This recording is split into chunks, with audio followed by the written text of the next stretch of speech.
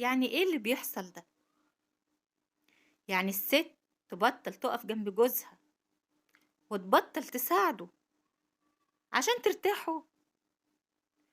يعني معقول جزائها في الآخر إن هي ما تتشكرش؟ هنتكلم في مشكلة النهاردة، منتظرة رأيكم في التعليقات. مشكلتنا النهاردة بتقول ايه؟ كنت متزوجة في شقة بالإيجار، جوزي ما كانش له شقة.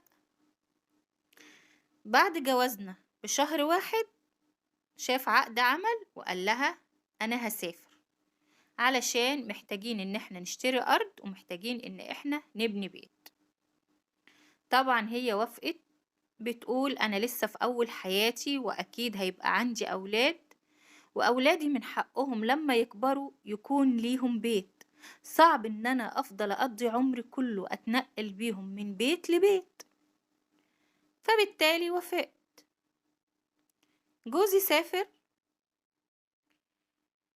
جوزي سافر كان بيبعتلي مصاريف للبيت على القد خالص، يعني بتقول فلوس بسيطة جدا، وأنا ما كنتش بتكلم علشان احنا محتاجين نوفر أي فلوس معانا علشان نقدر إن احنا يكون عندنا بيت. بل بالعكس، كان بينزل من الأجازة يلاقيني موفراله أكتر من نص المصاريف اللي هو بعتها لي، بالرغم من إنه كان بيبعتلي فلوس قليلة. كنت باجي على نفسي في أكل، في شرب، في لبس، في كل حاجة علشان أقتصد وأوفر لي.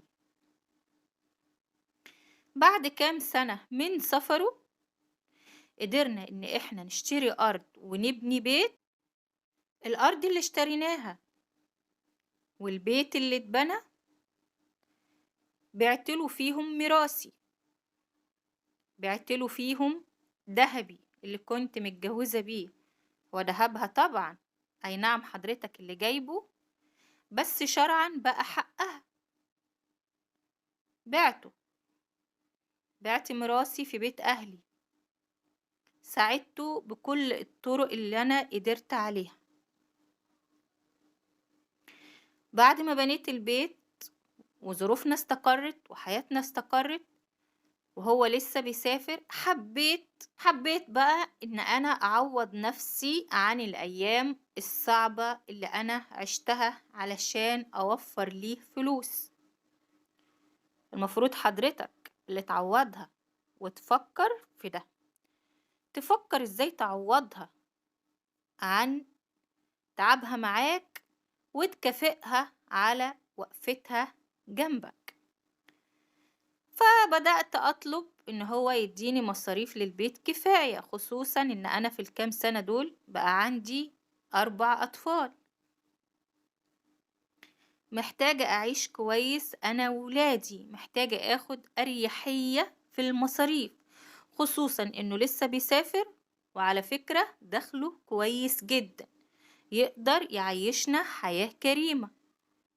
المفاجأة هنا إن هو رفض ومصر إن هي تفضل عايشة زي ما كانت عايشة الأول.